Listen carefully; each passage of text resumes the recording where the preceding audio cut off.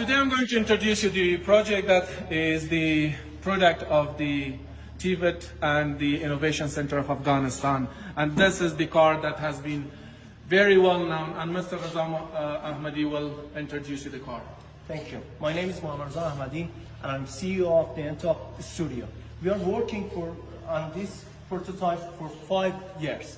After 5 years, we are here. During 2 weeks from now, we will complete this prototype and we will apply for the Qatar exhibition in Doha City. And this is Tweet Minister of Afghanistan and please. محترم که چند روز پیش ما در شبکه‌های اجتماعی و خصوصا در توییتر پست کرده بودیم درباره که الحمدلله در مرکز نوآوری مربوط به تعلیمات تکنیکی ساخته شده بود.